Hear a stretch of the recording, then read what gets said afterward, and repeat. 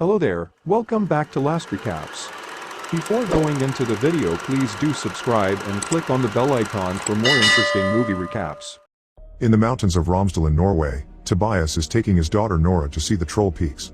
The fairy tale says 13 trolls once gathered here for a wedding, but they got so drunk they lost track of time and became mountains. Nora thinks she's too old for fairy tales now, which hurts Tobias to hear, and he reminds her you gotta believe in something to be able to see it. 20 years later, on the Atlantic coast of northwestern Norway, Nora is an archaeologist on a digging expedition with her team. Most of them are ready to give up because they've found nothing in 6 months and funds are running low, but Nora is stubborn and keeps going. Her persistence pays off and she ends up finding a dinosaur skull, for which the team throws a celebration.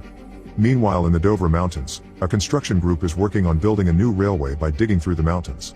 This has gotten lots of attention from activists that are against such destruction of nature, but their presence is ignored. When the explosives are finally activated to start the tunnel, something deep inside the mountains growls and causes a collapse from which not all workers can run fast enough. This incident and the seismic activity it caused are immediately detected by the Norwegian Armed Forces, who send a reconnaissance aircraft to investigate. Sigrid is in charge of managing the cameras on those aircrafts and quickly puts together a series of visuals that she shows to her higher-ups, who decide this is big enough to alert Prime Minister Barrett. On her way to the base, Barrett is informed of all the damage caused by unknown forces and shown the images they took, which Barrett's advisor Andreas thinks look like footprints. Barrett finds it amusing but unrealistic and gives Andreas 2 tasks: to keep the press away from this information and to find some scientific experts that could help them with this problem. Moments later, a helicopter is picking up Nora in the middle of her celebration, asking her to come with her to see a matter of national security. Andreas welcomes Nora to the base and takes her to a secret meeting, where Barrett, the most important military leaders, and a few other scientists are discussing the possible reasons behind the incident in the mountains. When Nora presents herself as a paleontologist, she isn't taken very seriously because dinosaurs are extinct, therefore they couldn't have been the cause of this. While the team doesn't reject the possibility of a military attack from another country yet, so far the reports seem to favor the theory of the cause being geological in nature. Pictures appear on the screen showing a crater and indentations on the landscape, which prompts the scientists to throw theories like sinkholes or subterranean pockets of gas. Nora interrupts them to point out those craters are clearly footprints, but once again, she isn't taken seriously because footprints would mean monsters, which is a stupid idea. Another interruption comes from Sigrid, who has hacked into the phone of one of the activists and has found live footage of the incident. The destruction is quite disturbing to watch, but before the others can go back to their gas theories, Nora makes Sigrid play the video again, more slowly this time. There's a clearly roaring sound in the background, similar to an animal, and in the shadows among the falling rocks, there's a huge and mysterious humanoid shape. Meanwhile in Lesia, an old married couple wonders what's gotten into their dog, who won't stop barking. Suddenly, the entire house starts shaking, so the couple runs to hide in their basement before everything starts to crumble and the power goes out. Once the shaking stops, the couple comes out to find their house completely destroyed, although the dog at least is okay. Back in the base, the leaders still refuse to believe the footprints could have been left by some kind of giant creature, and Nora points out that whatever it is they need to take action against it instead of sitting on their butts and arguing for hours. Barrett is impressed by her attitude and makes Nora the official scientific advisor, then she's asked to go with Andreas to Lesia to check out the latest incident. On the helicopter, Andreas asks Nora how she became a paleontologist, so Nora tells him she's loved nature since she was a child, and her kitty love for fairy tales evolved into wanting to look for the real monsters underground. Her mom died when she was 10, and her dad was a professor of origin mythologies and folklore, but the older he became, the less he could distinguish between reality and fiction. This is why Nora hasn't seen Tobias in years. Andreas confesses he wants to be a writer and is excited about the possibility of this incident having supernatural causes, but Nora cuts him off when they arrive at their destination, shocked by the damage to the landscape. The military is already securing the area, and Nora is welcomed by Captain Christopher, who shows them the tracks that came from across the river and into the valley, then make it 2 miles south into the mountains before simply stopping. The soldiers did a full sweep of the area, but they found no other clues. Nora asks the old couple some questions, but they didn't get to see much because a giant moving figure was blocking the sun. They did hear something though, a loud howling that sounded like a very sad melody. Afterward, Nora takes a closer look at the damage and notices a very strange and strong smell that she decides to call hypernature. She also uses UV light to look for biological traces, but she finds nothing other than earth and stones. Nora asks to be taken to the place where the tracks suddenly stop, and the thermal scanner shows no signs of life, only mountains. Since this creature is too big to hide or disappear, Nora wonders if it's capable of camouflage. Nora's starting to come up with some theories, but she is still unsure, so she takes Christopher and Andreas to see Tobias, who comes out with a firearm when he sees strangers on his property, especially an armed soldier. After Nora makes him realize this is the daughter he hasn't seen in years, Tobias accepts to let them in, although he'll have to put on some pants first. Tobias' house is filled with paper clips and research that show his obsession with finding a mythical creature known as a troll. Nora stops him from talking about all his theories about trolls being real and the witnesses being silenced and asks him to concentrate on the footage she proceeds to show him, explaining she thinks his old work may have some clues. After all, nobody knows these mountains better than him. However, Tobias thinks this footage proves his troll theory is real, and when Nora points out scientists would have already found troll DNA if they actually existed, Tobias reminds her that the Christianization of Norway got rid of all the mythical creatures, and when he was about to reveal it all, Tobias was sent to the loony bin. He thinks the people in charge have always known, and fairy tales were written to make trolls look evil and dumb when they're actually pretty smart. Nora can't believe what she's hearing, but Tobias is too excited for objections and joins the team to continue the investigation. When they arrive at the area where the tracks stop, Tobias immediately notices that the topography is all wrong and doesn't match the maps. He also points out this is like being on an adventure together again with his daughter, but Nora doesn't want this to be some kind of reconciliation. Suddenly, the smell of hypernature hits their noses and the sky darkens as the mountain behind them opens an eye. It turns out both father and daughter had been correct. The creature is indeed a troll, and its ability to camouflage has allowed him to pretend to be part of the mountain, explaining why the topography was wrong. The troll stands up, showing its mighty body and roaring at them. Thus the team runs back to the helicopter to get away.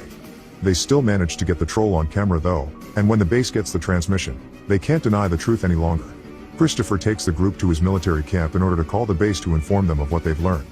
Nora continues to use the words unknown creature not to look crazy, but Tobias interrupts her to tell everyone that it's a troll that got bothered by the construction in the mountains, which Tobias considers a mockery of nature.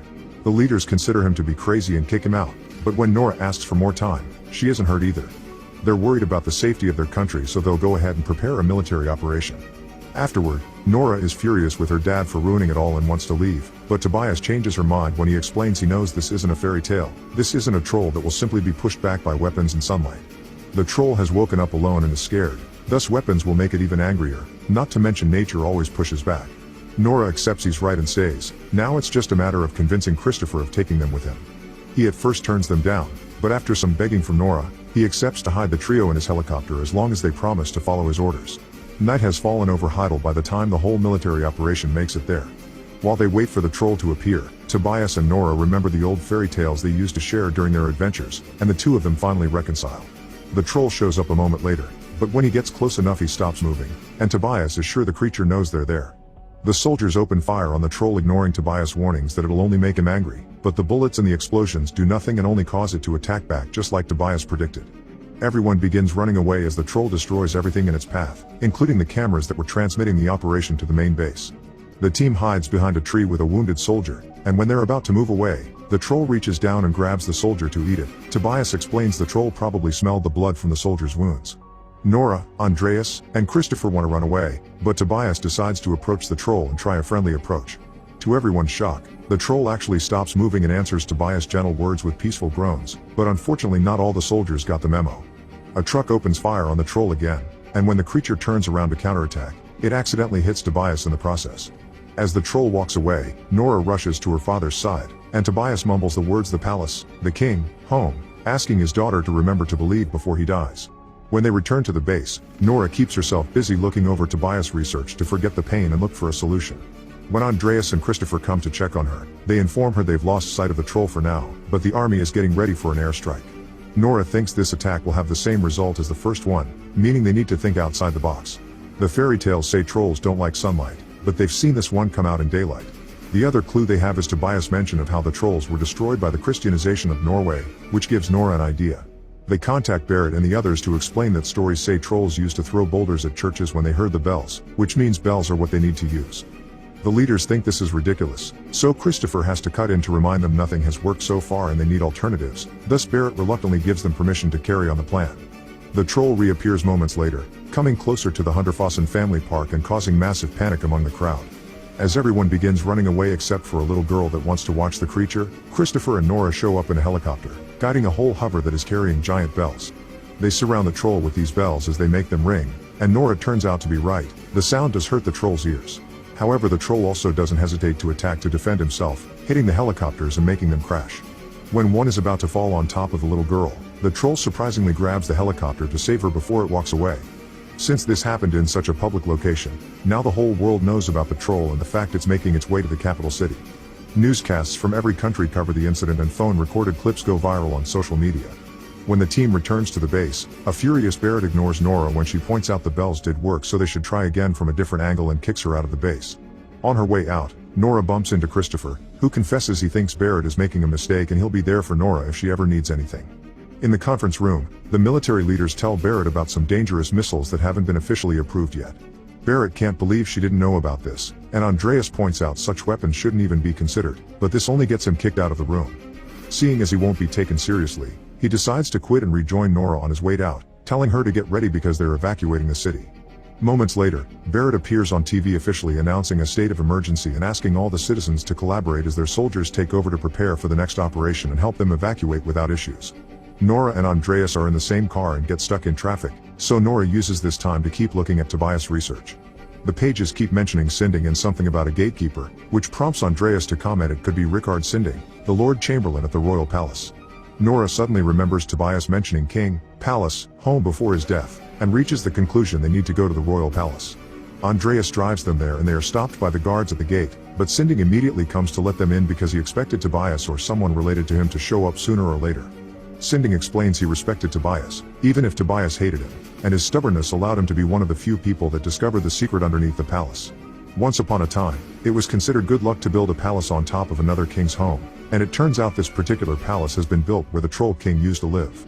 Nora and Andreas are taken to a tunnel full of troll bones as Sinding explains that the Christianization of Norway killed everything that went against their faith. They ambushed the royal troll family and only spared one baby to lure the king into the mountain. There, they locked it inside a cavern and left it for dead. 12 years ago, Tobias found out about all this and Sinding sent him to the loony bin to guard the secret. He feels bad about that, but still considers it the right thing to do, which makes Nora furious. This isn't time for an argument though. Nora realizes Tobias was right. The Troll King is coming home to the palace and they need to stop it. While looking around the bones, Nora notices her UV light is damaging them, which means the stories were right about sunlight after all. They've seen the troll out during the day, but they haven't seen it under direct sunlight because of the clouds in the mountains. Andreas points out they can't control the sun, but Nora has a plan, and she calls Christopher to get his help. He will put up a special trap while Nora and Andreas lure the troll to it. Meanwhile, the troll has arrived at the city, and once again the military attacks do nothing to it, so Barrett approves the use of the missiles. Sigrid notices the leaders are getting ready to launch those missiles and calls Andreas to warn him, which means they need to find a way to buy time.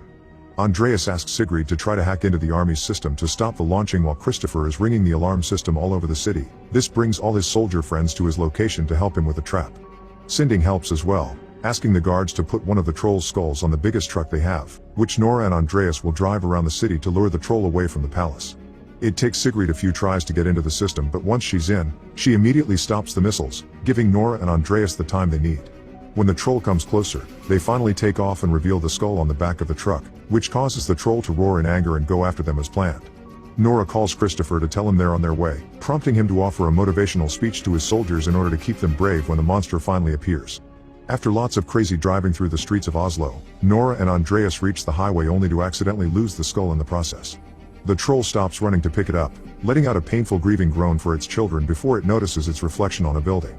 When it tries to touch the glass, it breaks and the sudden shattering noise startles the troll, causing it to accidentally drop the skull, which breaks into a million pieces.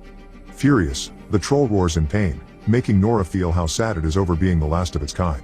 The creature comes after them for revenge and Nora goes back to the original plan of driving away, dodging all the destruction the troll is causing the best she can. At the base, Sigrid's hacking is discovered and her computer is taken away so they can restart the system.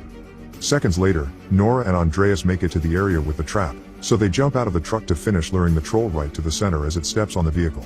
The troll tries to step on Nora next, but at that moment, the soldiers activate dozens of UV lights that surround the creature and start burning it. The plane with the missiles is coming closer too, but the pilot hesitates when he sees civilians on site. An argument begins at the base to see if they should abort or not, inspiring Sigrid to punch the idiot that doesn't care about his citizens, and the operation is effectively aborted. Barrett and the other people at the base watch on their screen how the troll is slowly dying, and Christopher's soldiers are already celebrating the victory. However, Nora can't stand hearing and seeing a life suffer like this and turns off the power to save it. The soldiers get ready to shoot, but Nora stops them too before approaching the troll the same way her father did, gently asking it to go back to the safety of the mountains. The troll stares at her, considering her words, but before it can react, the sun begins to rise and it burns the troll until there's nothing left but rubble. As everyone basks in their victory, Andreas jokes about what they should call this new monument or hill, and Nora decides it shall be the Tobias boulder. When Barrett arrives a moment later, she thanks Nora for her work.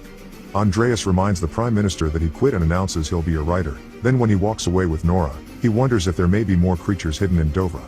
Meanwhile, deep in the mountains, something is starting to move under a pile. If you like this video, make sure you subscribe to this YouTube channel. Also, if you want exclusive movie recaps from different genres, like and share this video. Go ahead, it's free. Thank you for watching.